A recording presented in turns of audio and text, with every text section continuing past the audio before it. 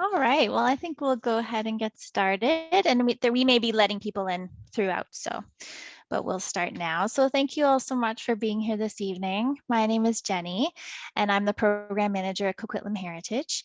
And we're also joined tonight by Daphne, who's going to be on tech and helping with the recording and everything for the presentation.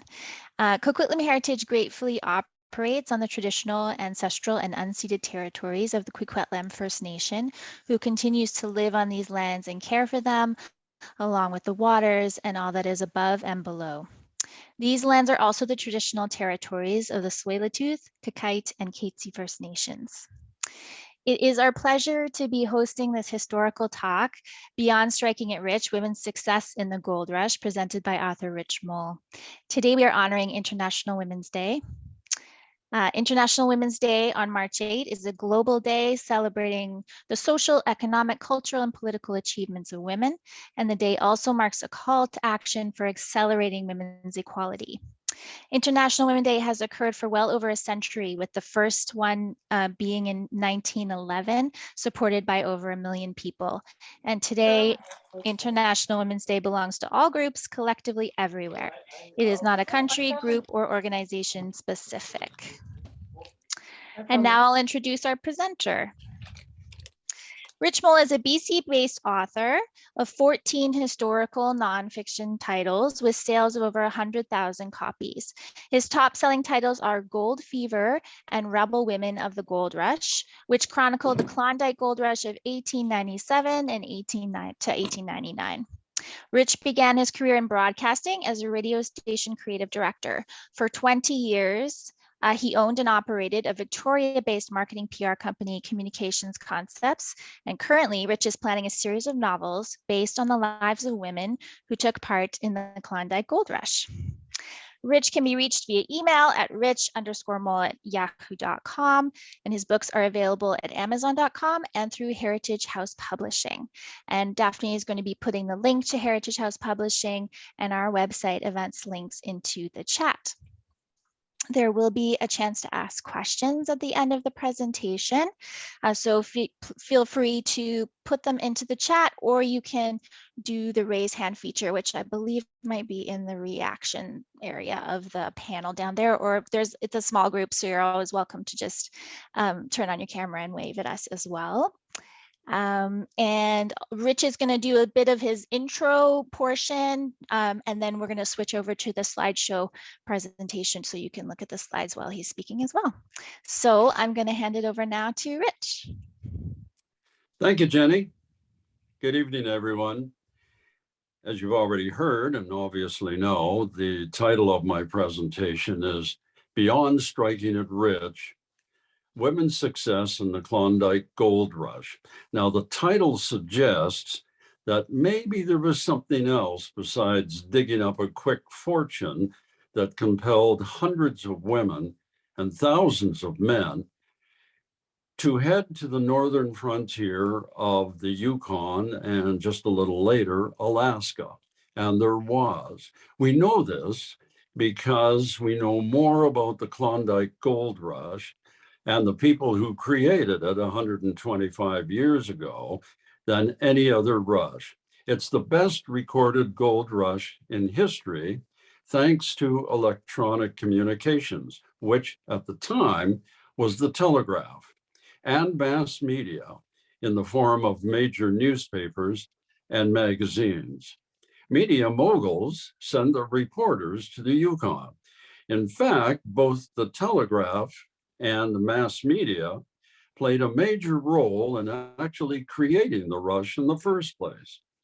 We also benefit from another late 19th century innovation, photography.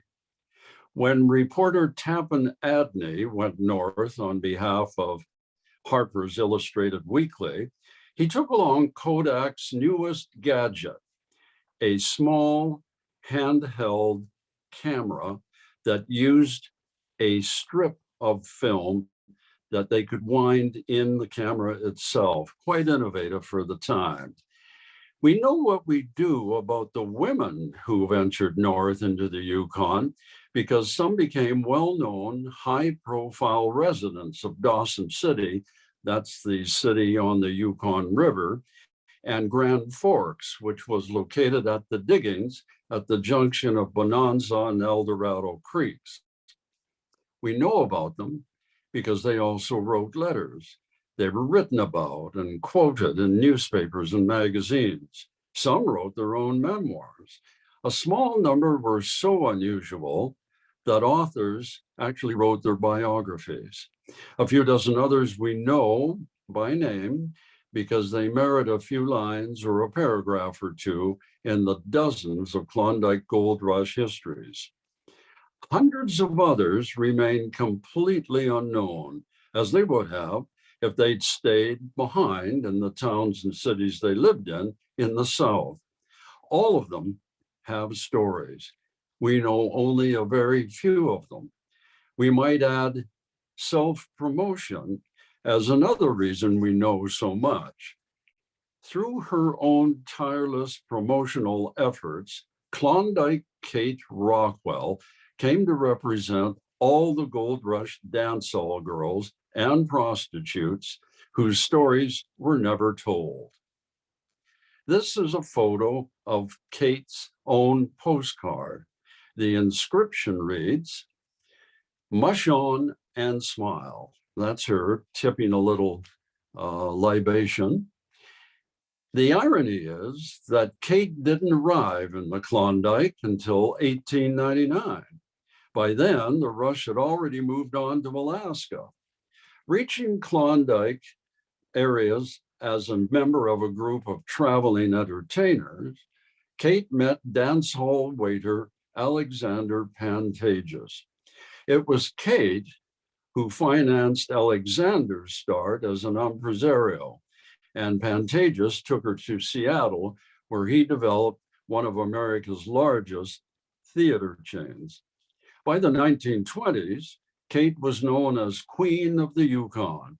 She became a technical advisor on a 1943 Columbia Pictures movie based on her life. And she was the one that selected starlet Ann Savage to play herself. Kate lived long enough to do in-person guest appearances on TV. On the other end of the moral spectrum, there was self-promoter Nellie Cashman. More about Nellie a little later. Esther Lyon, a New York vaudeville performer, was fated to become the most successful Klondike Gold Rush entertainer of them all. As Cad Wilson, she hired a manager, and they arrived in Dawson City at the height of the rush in August 1898. Can we have the next photo? Yes, there we go. Oh, one back. No, the other way. One more back. That's the one. Okay, this is taken inside the existing dance hall that Cad's manager purchased. He renamed it the Tivoli Gardens, with Cad installed as its star. Before long, Cad and her manager were in the money. She wasn't that young, she wasn't that shapely, nor was her voice that melodious, but her stage presence was terrific. She played a flirty coquette, singing wink and nudge ditties like "Just a Little Lingerie" and "Such a Nice Girl Too." Enraptured prospectors tossed nuggets onto the stage. And if we can have the next, there we go. This is in Cad's room. That's Cad on the right.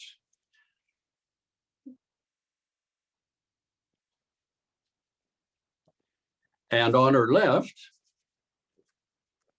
is her guest for the evening at the card game, Diamond Tooth Gertie. Her real name was Mary Lovejoy. And yes, that was a real diamond lodged between her two front teeth. Cad lived in the Klondike for just 11 months, but her timing was just as impeccable as her shows were captivating. Cad Wilson left the Yukon a wealthy woman. If it wasn't wealth that motivated women to undertake the most arduous journey of their lives, why'd they do it? Many reasons. Seattle dressmaker Anna DeGraff set off to find her missing son. He'd left home in search of gold and promised Mom, in a moment of breathtaking naivety, that he'd return in about 2 weeks' time.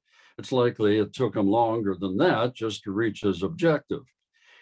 In 1892, before the gold rush, Anna packed up her sewing machine and traveled by steamer, by tug, on horseback, on foot, and went down the treacherous Yukon River on a large, newly built rowboat. She finally reached Circle City, a raw mining and trading hamlet, 200 miles downriver from the future site of Dawson. Anna, and she's the one you see here, was just the 8th white woman in the place. Anna was soon sewing for the Alaska Commercial Company, a major trading firm, and she quickly became a valued friend of the prostitutes. She sheltered one inside her cabin against a gang of men, firing her revolver through the barred door until they scurried away. Another time, threatened by a prospector who insisted her cabin really belonged to him, Anna grabbed a heavy piece of firewood and clubbed him across the face with it and yelled for help. Anna later became a mother to the dance hall girls and these women here, the soiled doves of Dawson. These girls are posing in front of what they called their cribs in Paradise Alley. These women were Anna's clients. She created their costumes and their dresses, but they were much more than that. When a man abused a woman, Anna provided help and comfort. And when a dance hall girl committed suicide, Anna mourned along with the rest. We know all this today because Anna wrote her own story and stored it away in a trunk in an attic. That's where her great-great-grandchildren discovered her handwritten pages in 1982. What had been lost for over 50 years was finally found. Anna had closed her autobiography with this: "My hope is that someone who may read these words, even the boy himself, may send me a message that I may see him again on this planet." Anna never did find her long-lost son. In the summer of 1897, restless Charlie Meadows and his wife May were whiling away their days in Santa Cruz, California with family when they heard about prospector millionaires staggering down steamship gangways in Seattle and San Francisco. They were staggering because they were full of gold. Arizona Charlie knew about frontier life. He and May helped perpetuate America's Wild West myth as entertainers in Buffalo Bill's famous show. The couple then started a show of their own, with sharpshooting Charlie demonstrating his prowess by demolishing little glass balls that May held between her thumb and her forefinger, just like that. Now they wanted and finally needed new audiences, so they packed up for the Yukon. The trail up to the summit of the Chilkoot Pass, one of 2 routes from coastal Alaska and into the Yukon, was a long one, and that suited Charlie just fine. He and May set up their portable bar every night and went to work. Low on the trail, a drink went for 25 cents. Near the summit, the same drink fetched 75 cents. But the couple lost it all, but managed to save themselves when a flash flood carried off practically everything they owned. Undeterred, they kept going and kept making money. Initially, May did this on the cheap, grub staking cash-starved miners with a few $100s here or there. Prospectors promised to pay her 50% of all the gold they found. Good deal. 5 months after they'd arrived in Dawson City, a newspaper told reader May was worth about $100,000. When Charlie's aim was off one night, and an errant shot blew off May's thumb, performing days were done. By 1899, it really didn't matter because Charlie was making his own fortune as proprietor of one of Dawson's most lavish entertainment venues.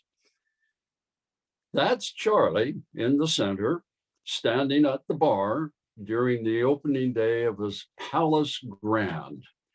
The structure, which was built from lumber taken from two steamboats, still stands today in Dawson City. By the fall of 1901, the couple had left for Yuma, Arizona, living a life of affluent ease and entertaining family and friends, including Buffalo Bill Cody. May's real legacy were her letters to her sister in California, letters published in the Santa Cruz Daily Sentinel. That correspondence gives us fascinating insight into life on the trail and in Dawson City itself. Martha Purdy's avowed reason for leaving her life and children was to, quote, seek and find my fortune, $1 million in gold dust. That's her, with her name changed in response to her marriage to a doctor in Dawson. That's Martha Black in her later years. Taken about 1903, the next photo shows Martha and her husband, John. Oh, guess we've got, no, back, there we go. This photo shows Martha and her husband, John, on one of their Yukon hunting trips later on in life. She was one of Chicago's wealthiest businessmen's daughter. Martha scarcely needed to strike it rich. Instead, she was eager to build her own fortune, not live off her family's fortune. However, the real reason, she hints in her autobiography, was simply to experience something new and different. Martha's life as a big city socialite bored her to tears. In 1893, the Chicago World's Fair became a focal point for women's activism, not only for Martha, but for two other future female sourdoughs that we'll soon meet. Martha was invigorated by her association with the activists the fair brought to Chicago, but years passed and she found upper-class roles of wife, mother, and socialite tedious. Martha's husband, Will Purdy, had a friend. His friend's father owned Yukon River steamboats. So in 1898, the two friends planned to trek to the Klondike, and Martha would not be left behind. Her parents were surprisingly supportive and agreed to look after their two grandsons in her absence. Martha had just reached Seattle when Will had second thoughts and decided his destination was the more civilized Sandwich Islands, which we now call Hawaii. I think the absence of ice and snow may have had something to do with Will's decision, but whatever his reasons were, Martha just scoffed, and with her incredulous brother George in tow, set out for the Yukon anyway. She never saw Will again. By the time Martha and George climbed the Chilkoot, as these men were doing here in these photos, the Northwest Mounted Police were demanding everyone carry in a year's supply of goods just to keep them alive. Like some other women, including May Meadows, Martha was affluent enough to hire packers to carry provisions up the trail on their backs again and again and again. Even without that burden, Martha didn't think she'd make it to the summit. Martha's account makes for tough reading. Stumbling, staggering, crawling, God pity me, another breath, another step. Finally, George has had enough of her whimpering and whining. For God's sake, Polly, he bellowed, buck up and be a man. Not even allowed the comfort of tears, Martha recalled. I bucked up all right. At a police post near the Yukon River, an officer told her that over 18,000 men had passed by on their way downriver. Martha was woman number 600 and 31. Martha knew at the time, although nobody else did, that she'd accomplished this feat while pregnant. This is the famous photo of Martha and brother George in her cabin with the new baby. She called him Lyman after her grandfather. The hundreds of prospectors who came calling to see the infant called Lyman the little Chichaco, the term for Yukon newcomer. For many, the babe was a touchstone to the family lives they'd left behind. Shares in various diggings, if not a fortune in themselves, allowed Martha to make one as the future owner of 2 Dawson sawmills. Martha's autobiography is 166 pages long. The Klondike Gold Rush is all over by page 54. It's almost a footnote to the rest of her personal history, but without it, Martha's life, like the lives of other Klondike women, would have been much, much less. Like the lives of, well, just about everybody that I'm talking about tonight. For Martha, the rush was just the first adventure of many. Meeting and marrying Dawson Dr. George Black, seen here at the canoe, living their future lives as MPs, representing Yukon constituents in Parliament. The vast majority of men went to dig up a fortune. Most women, like Kate and Kat and May and Martha, did not. Their success, if they had any, was found elsewhere. Digging up gold was punishing physical toil. Men discovered there was no hard work quite like gold mining, and the women who were married to them understood that firsthand. 2 California sisters, one married and one soon to be, left a record of their experiences with their husbands, the Berry brothers. That's Ethel's husband, Clarence, kneeling by the sluice box with the pan. Newlyweds Ethel and Clarence Berry were living in a tiny Yukon River hamlet of 40 Mile in August 1896, when George Carmack's big strike on Rabbit Creek changed everything. Clarence was tending bar in a 40 Mile saloon to make ends meet when George walked in with a gold sample and told skeptical onlookers about his strike. Although a veteran Klondike prospector like all the others, Clarence didn't scoff like those around him. He knew what to do. He dashed up to what was soon to be called Bonanza Creek, staked some claims, dashed back to 40 Mile to register them. Then he told Ethel to buy supplies, load them and herself on the next steamboat coming upriver. Then he headed back to the creek. Ethel gathered together 5 tons of provisions within 12 hours. A year later, Ethel and her sister Todd were living with Clarence near their claims. This is no nonsense Ethel, photographed at the very claim. For her and all the other women, there was no time for fun and games, just never-ending work, work, work. Men at the shafts and at the sluice runs, women at the cabins, keeping the men clean, fed, and rested. In this way, those people that year on those creeks all became millionaires. So when a newspaper reporter asked what advice Ethel had for women considering the Klondike, she said, "Don't go. It's no place for a woman." She knew how lucky she and the Berry brothers had been. They were all there at the right place at the right time, as were neighbors, Thomas Lippy and his wife, Salome, who'd come from Seattle. Even before the rush of '98, Bonanza and El Dorado creeks and the hills around them had been completely staked out. This is a staged photo. No prospector used a pan at a sluice channel. During the clean out in the early spring, fast flowing water from the channel took away the dirt and left the heavy gold lying at the bottom. That's Clarence with the shovel, filling Ethel's pan. Tot, her sister, is seated to her left. Gold was so easy to find, all Ethel had to do was break up some clods of earth. One day she picked up $50 worth as she went to call Clarence for dinner. $50, that was a month's wages for a clerk at the time.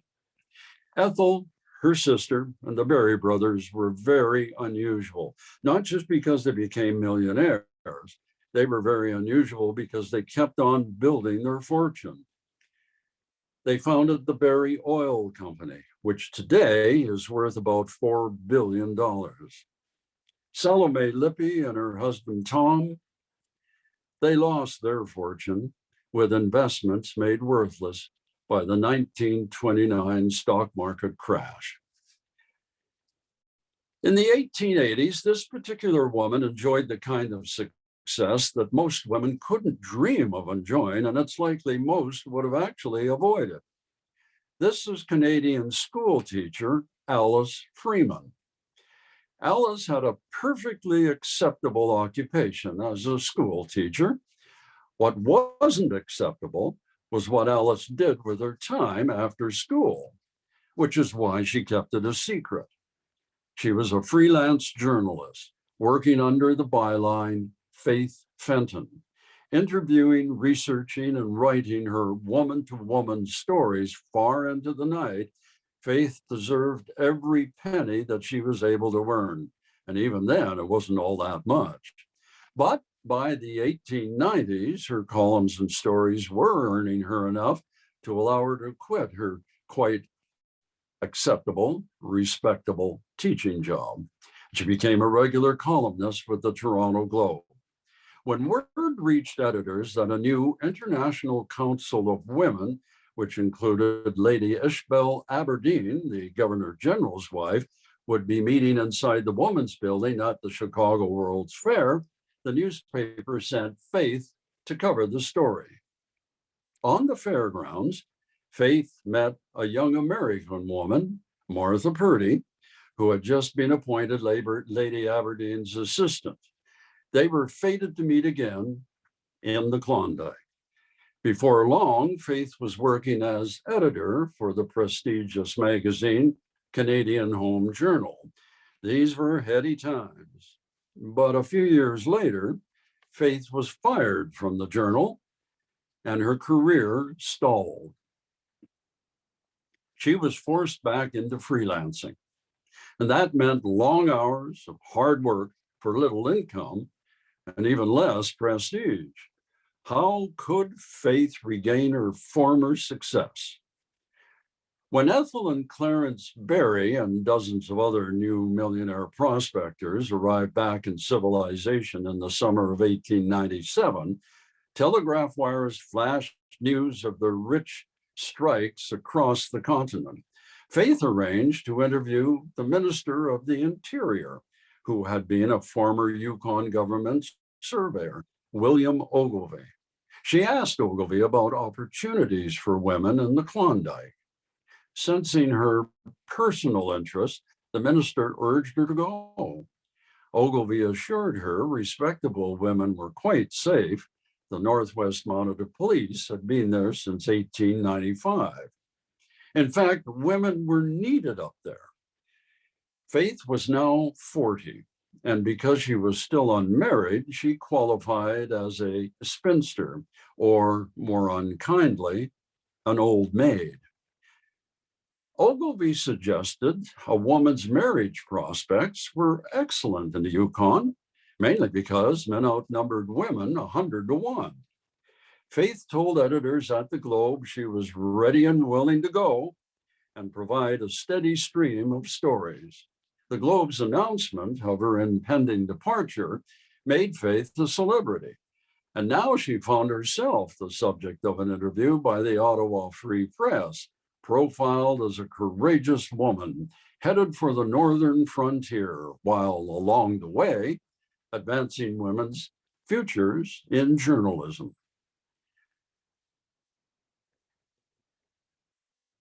That's Faith, fourth from the left, with her 4 traveling companions aboard ship, sailing from Victoria to Wrangell, Alaska.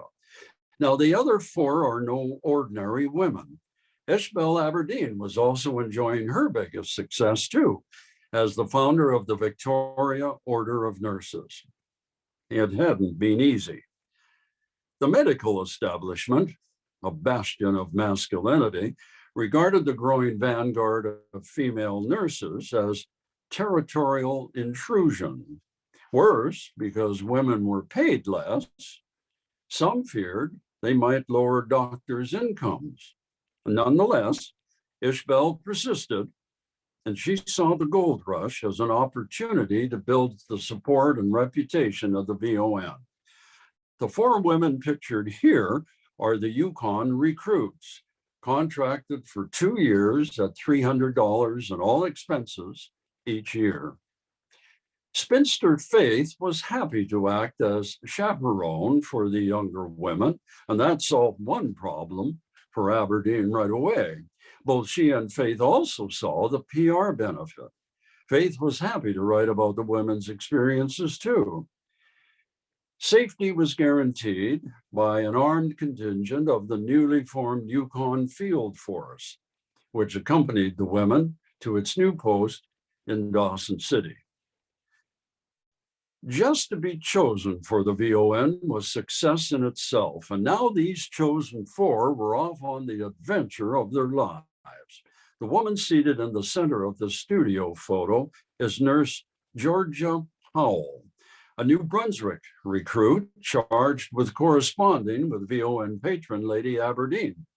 Thanks to Georgia's letters, we now know what success meant for these four women, and we certainly understand what their success meant to their patients.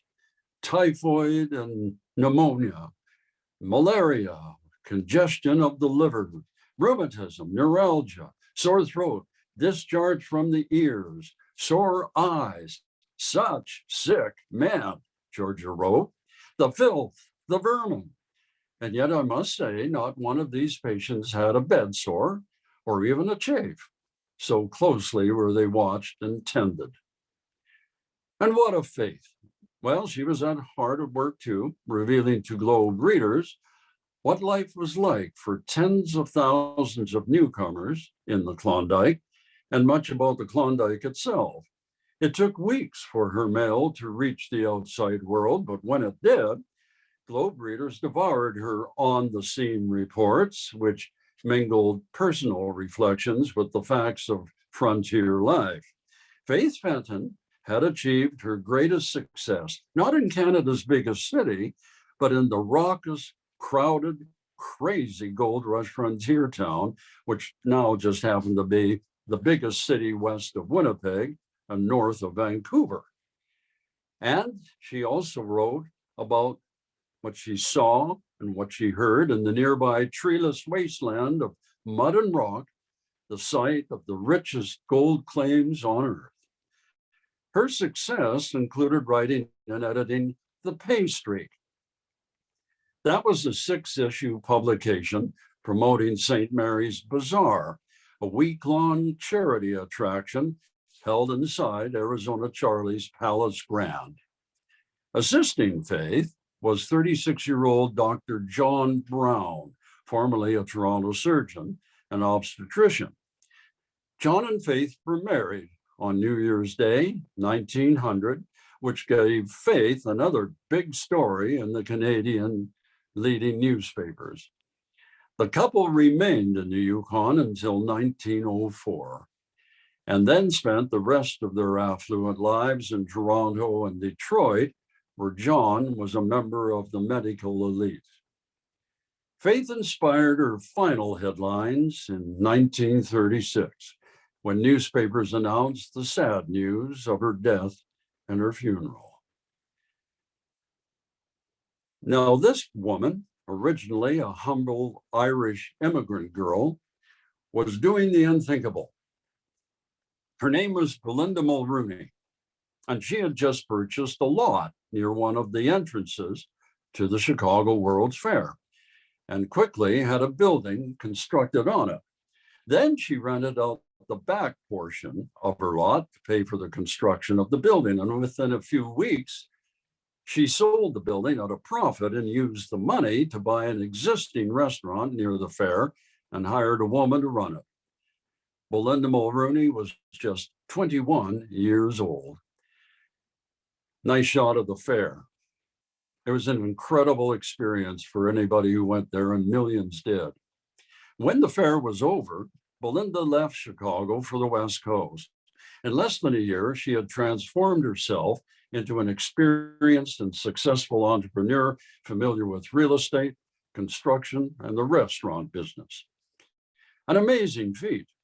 However, all she had learned and all she had accomplished didn't matter much when her leased two-story San Francisco property, renovated at her own expense, suddenly burned down. Belinda suspected arson. The owner had taken out a large insurance policy, then disappeared as the blaze took hold. She never found him. She lost thousands. Now, Belinda was just an ordinary working girl, but one determined to turn failure into success. She managed to convince a Seattle steamship captain to hire her as a first ever stewardess on runs carrying mail, cargo, and passengers to Alaska. Belinda quickly realized that passengers represented a captive market, brought goods on board, and started selling the travelers. By 1896, as a manager of a retail store in Juneau, she heard talk about the gold strikes on the Yukon River. Grizzled old Two Fingers McKay, a prospector who had actually been there and had the gold to prove it, told her some more. So she made two tries on the Chilkoot Pass, abandoning the first when she realized that she hadn't planned well enough. And in April 1897, and this is important, 4 months before the rest of the world learned about the big nuggets on Bonanza and El Dorado Creeks, she organized a party of travelers and tried again. On the right, that's Belinda and her group near the start of the Chilkoot Trail. She's the figure just behind the lead man standing beside the sled. She didn't pack a pick or a shovel or a pan. She packed hot water bottles, silks, other items that she planned to sell to rich prospectors and their kloochmen, the native women that they lived with. Along the trail, she met exhausted, dispirited men and bought hundreds of dollars worth of supplies from them for the price of a meal or two and a cheap ticket on a steamboat back to civilization. Reaching Dawson, Belinda became one of the frontier town's first riverfront merchants and restaurant operators.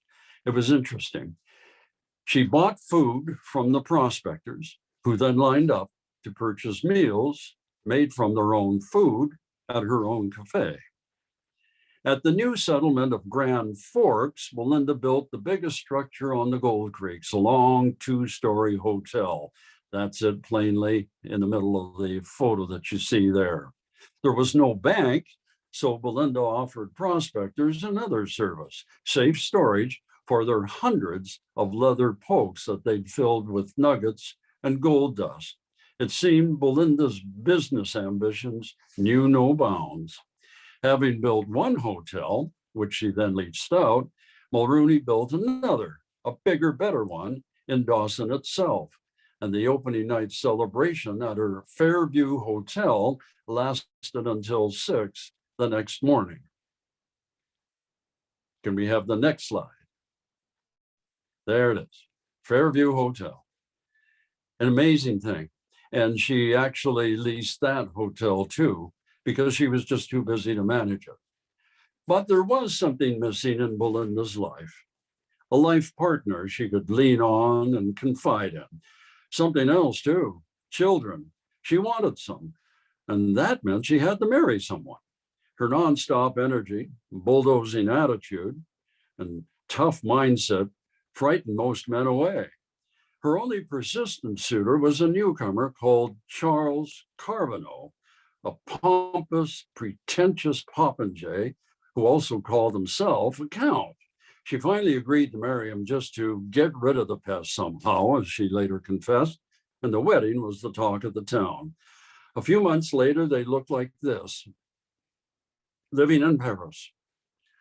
Not too many years later, it was obvious to Belinda that her marriage to Charles was the biggest mistake she'd ever made. At one point, Charles faced multiple lawsuits, was convicted of swindling and embezzlement, fined 500 francs, and sentenced to 2 years in jail. A failed attempt at banker in Alaska, lawsuits, and court settlements ate up much of Belinda's fortunes, but not all of them. After her divorce from Charles, Belinda purchased a large acreage in Yakima, Washington, and built an enormous home on it that the locals called Carbonneau Castle. By 1943, Belinda was 71 years old. She was hard at work again, this time helping to build minesweepers. Well, why not? She told the editor of the Associated Shipbuilders newsletter. I've really worked all my life, and this is no time to be idle. We've got a war to win. Besides, by this time, I think she probably needed the money. Belinda Mulrooney died in a Washington nursing home in 1967. Her incredible achievements, unknown to all but close friends and family. On her death certificate, she is described as housewife. There's not much mystery to Belinda's life. She laid it all out in long, wide-ranging interviews. And in 2000, Mulrooney became the subject of the major book you see here, Staking Her Claim. And the book allows 21st century readers to marvel at what many now call the wealthiest woman of the Klondike. However, I find this woman something of an enigma. Her name is Nellie Cashman, another Irish immigrant child just like Belinda, but that's where the similarity ends. For most of her long life, Nellie, seen here about the time she first traveled to Arizona, haunted the gold camps. It appeared that she just loved the rough and tumble gold rush atmosphere.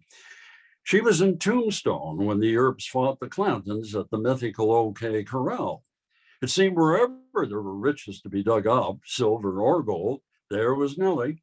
She ran businesses in gold rush towns, bought profitable mining shares, and actually worked some of her own claims. None of that really qualified Nellie for legendary status. Instead, it's what she did with her earnings that set her apart. She gave most of her money away. She went door to door to raise money to build Tombstone's Catholic Church. One major recipient of Nellie's giveaways was Victoria's Sisters of St. Anne.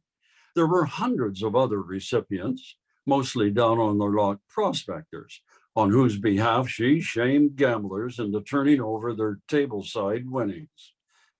In 1874, she had left her claims in a remote Cassiar gold camp in northern BC to spend the winter in comfort in Victoria. Rumors circulated that scurvy was claiming the miners she had left behind. So in typical fashion, she spent her savings on good food, hired 6 men, and conducted a rescue mission that the US Army at Wrangell tried to persuade her to give up. She carried on. It took the group 77 days to reach the camp, but no man died after Nellie and her rescue party arrived. That's when prospectors began calling Nellie the Angel of the Cassiar. Nellie was so famous by 1898, newspapers carried stories that at age 50, Nellie was on her way to the Yukon. For PR savvy Nellie, the news stories acted as free ad campaigns, attracting financing for her trip. Traveling alone with a single dog pulling a single sled, she somehow convinced Northwest Mounted Police she'd survived the trail, and Dawson too, so police just waved her through. She spent 7 years in Dawson, operating a series of restaurants, helping the poor through her considerable mining fortune. By 1905, she was in Alaska. By 1924, the year this photo was taken, the photo on the right, Nellie was in her mid-70s. That's the year Nellie mushed her dog team 750 miles in 17 days just to make a steamboat connection to the outside. Always ready for an interview, she wove an appealing fantasy for the Arizona Star in 1924. Up north, she said, there's a kindly feeling towards humans and a sense of fair play that one doesn't experience here. Pure twaddle. How did she really feel about all the men she assisted? Another interview revealed her cynical, contemptuous side. Men are a nuisance anyhow, aren't they? They're just boys grown up. I've nursed them and balmed them, fed and scolded them, acted like a mother confessor and fought my own with them, and you just have to treat them like boys. Nellie Cashman died in Victoria in the care of the Sisters of St. Anne and is buried in Ross Bay Cemetery, the most successful philanthropist in gold rush history. The women I've profiled today, each in her own way, left the Klondike a success, most of them in ways that they never could have achieved anywhere else at that time in history. Even as early as 1900, that era was fast drawing to a close.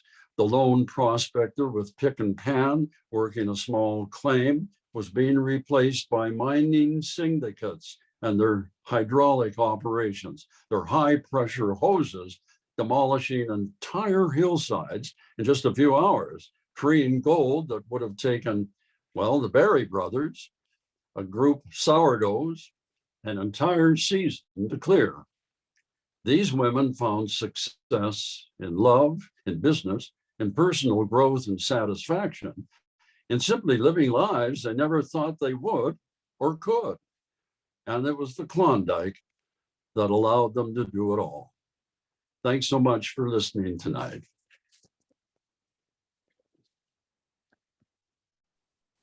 Thanks so much, Rich. That was really interesting. Just some great stories and really interesting women. Does anybody have any questions or anything before we wrap up for the evening? Rich has been preparing, so if you have any good ones. Yeah, go ahead, Janet. Hi, Rich. Thank you so much. Actually,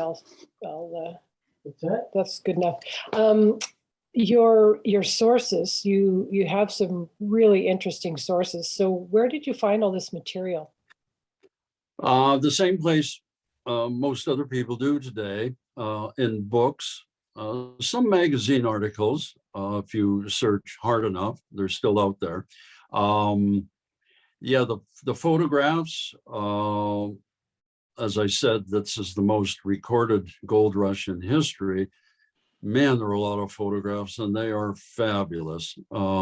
We just barely skimmed the surface tonight.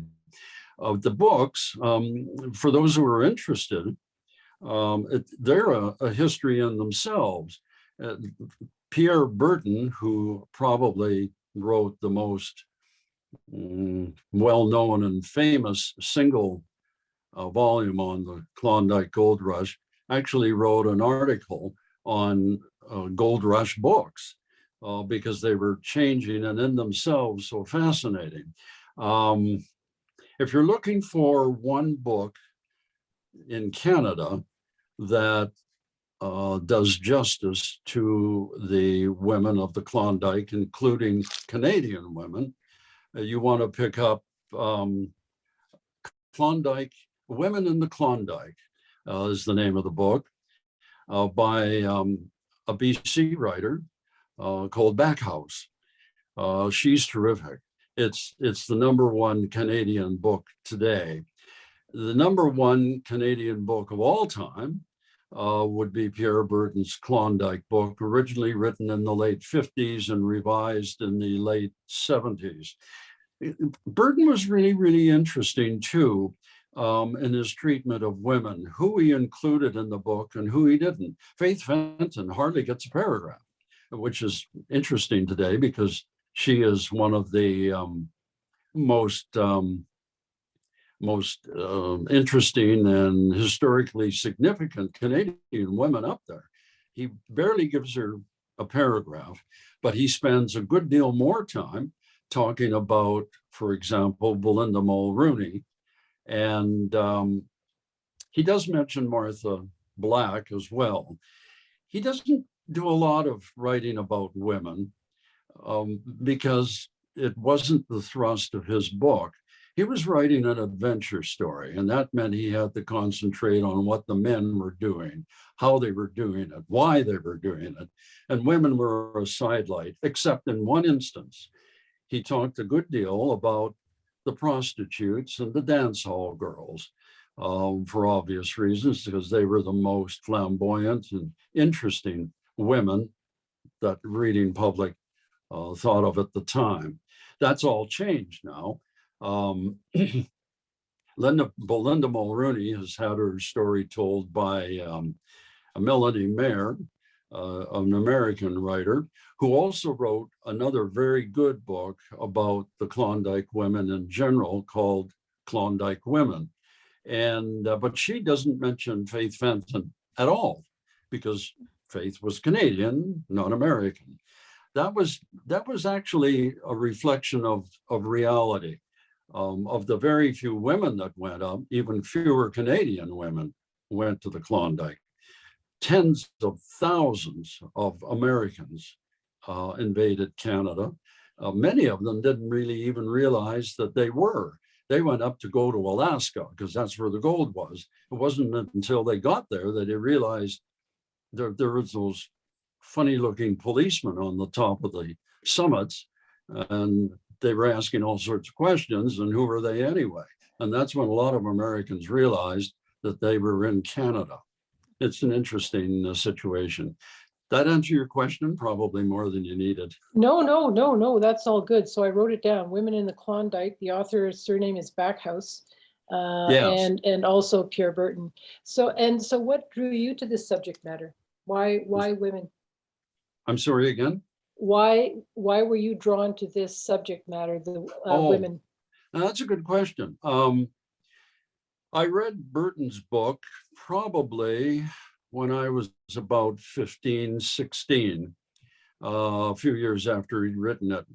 And I was pretty dumbfounded by it. I was just blown away. I knew nothing about it, and it was fascinating. So I always kept it in my mind. And when I was under contract to produce books for a publishing house in Alberta, they asked if I wanted to write about gold rushes. And I thought, yeah, here's my opportunity. What I learned in Pierre's book was just the start. And that's when I really started to investigate what happened. I did the typical thing. I wrote about a general book about the Klondike Gold Rush called Gold Fever, which basically outlined how it happened, where it happened, what happened. But as I started to research, I realized that some of the most interesting stories were the women who went up. And so I wrote a second book called Rebel Women of the Gold Rush. And they were rebels, all of them were. This was crazy stuff. It was crazy for men to go up there. One of the reasons it was so crazy is by the time the rush actually happened outside of the Yukon, there were actually two rushes. The second one was everybody leaving their homes and cities and towns and moving up north. There was nothing to stake. It was all gone. It was gone because the first rush had happened as soon as George Carmack found a strike in 1896. The winter of 1896, 1897 was when the first millionaires struck it rich. They didn't come from the outside. They came from down the Yukon River. A few came from Alaska, the coast, because they heard about the gold strikes, as Belinda Mulrooney did, but the majority were already on the Yukon River. They all rushed up from Circle City, where Anna de Graaf was, and from 40 Mile, well, closer into Dawson City, where Clarence Berry and Ethel were, and they all converged on what was going to be Dawson City. And then they realized that the gold was actually across the Klondike River right next door. So they had about 18 miles away. So they had to hike another 18 miles to the creeks. That was the first rush. The second one was when all these people went outside with their gold. And so that happened. Yeah, so that was kind of an interesting thing. I believe there were 28 women in the Yukon in 1895. That's all, just a few of them. Well, thank you for this. I actually was born in Cassiar, BC. I was born there. Oh, And, really? yes, and my father was a miner. So this is really, yeah, this is very interesting to me. Yes. Awesome. Yes, I went up to the Klondike myself. The funny, the ironic part about it was I'd written my books before I went. But the one thing that really impressed me above anything else, and it's hard to imagine, are the distances that these people traveled. Incredible. On foot, by boat. They took days and days just to get anywhere. And many of them did it in terrible weather. So they also had that burden of snow and cold. The fact that tens of thousands actually got to Dawson City is just incredible to me. That really impressed me when my wife and I drove around from Whitehorse to Dawson City, past Dawson City, across the Yukon River into Alaska and down Alaska again to what is to the head of the two passes. We found the ruins. There wasn't much to find of Dia, or Dai as they called it then, at the base of the White Pass. That's all forest now, and it was just basically on the beach of the channel up there. We found that, and we had a good time in Skagway.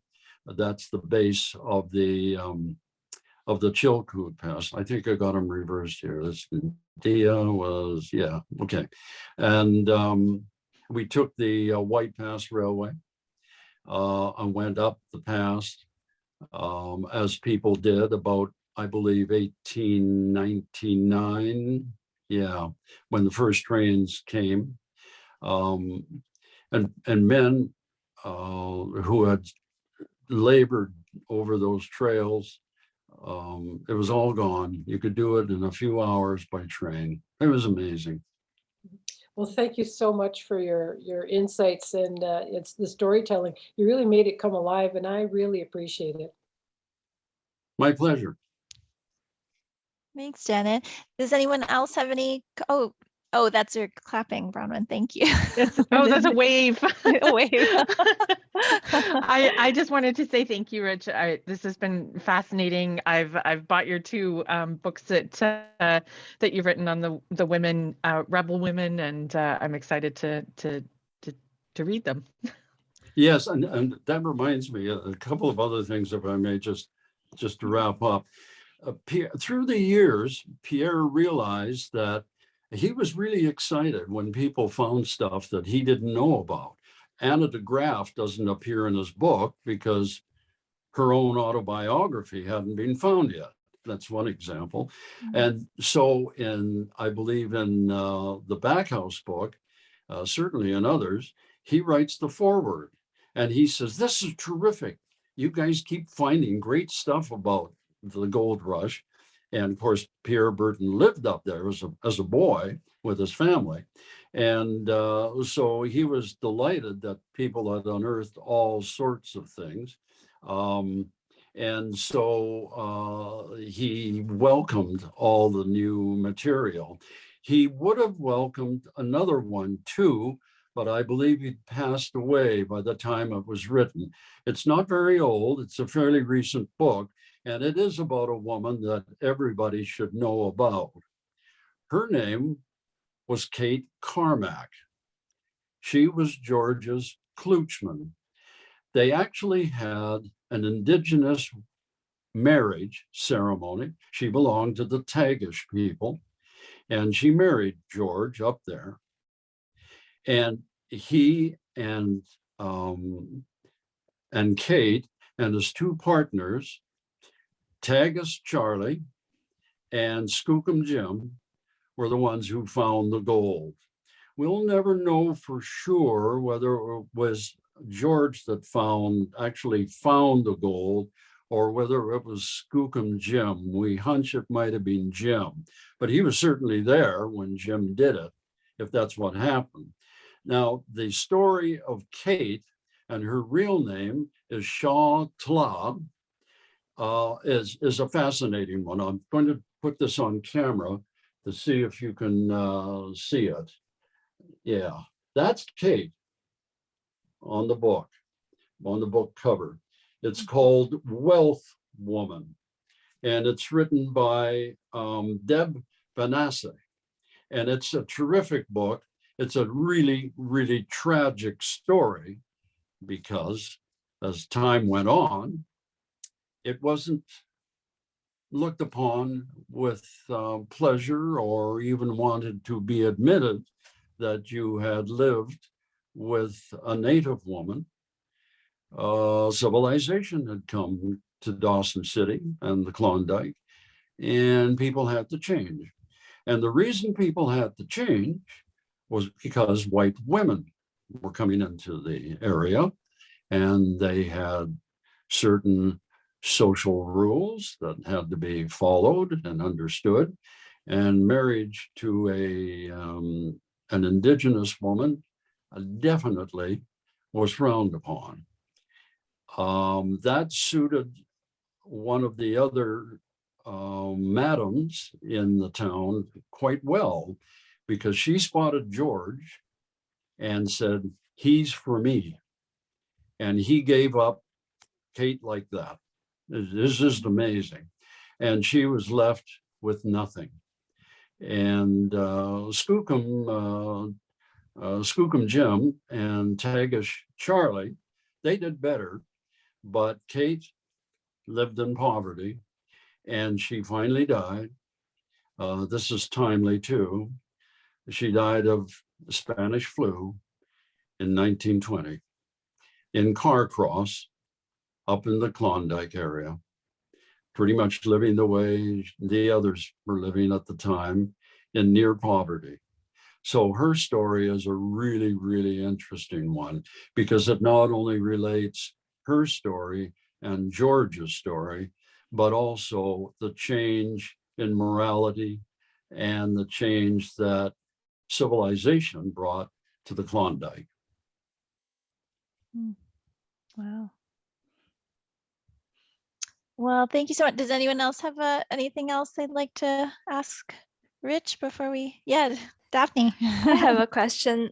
So Rich, when you were doing research on these women, did you have a favorite whose life story you find the most interesting, and which woman picked the most research interest from you? If I had a favorite, I would choose Belinda Mulrooney because I've been a business owner myself. I know what it takes. And for her to achieve what she did achieve is just unbelievable.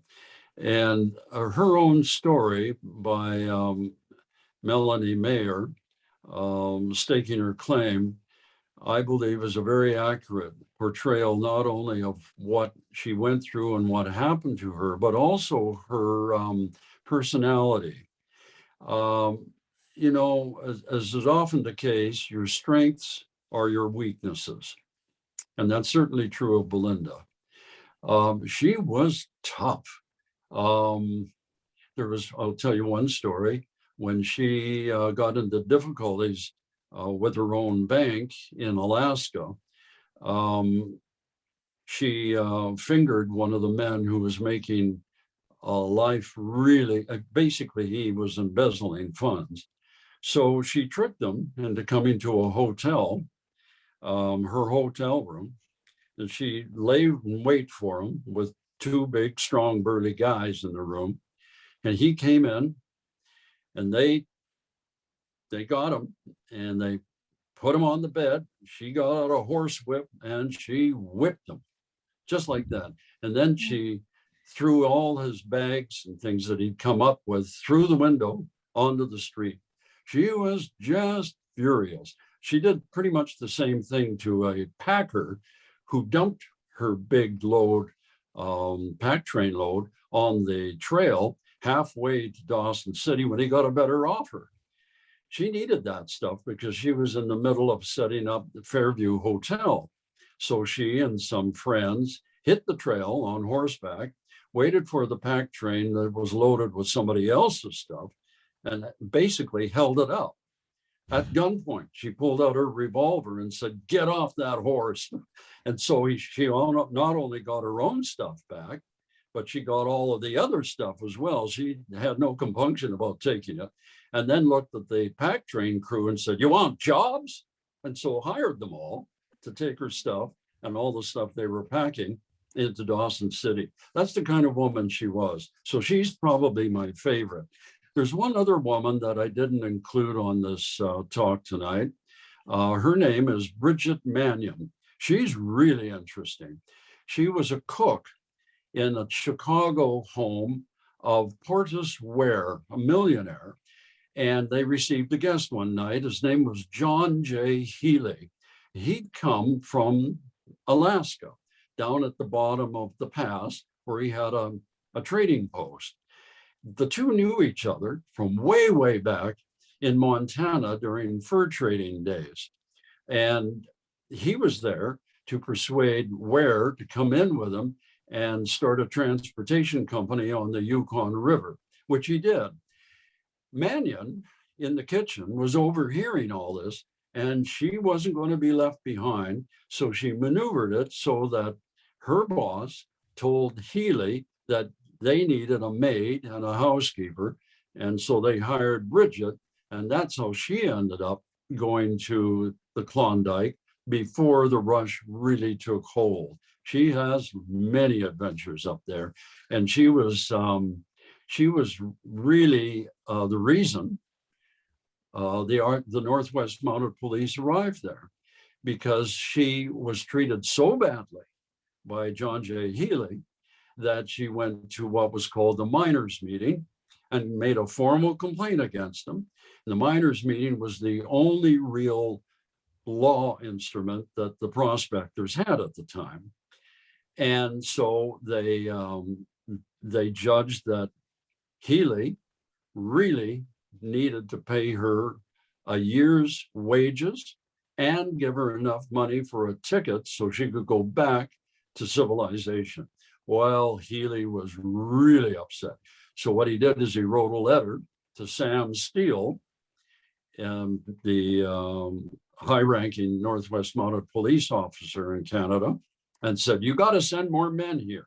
And that's how the Northwest Mounted Police ended up having such a big contingent in the Klondike, and Steele was part of that eventually too. But here's the other interesting thing.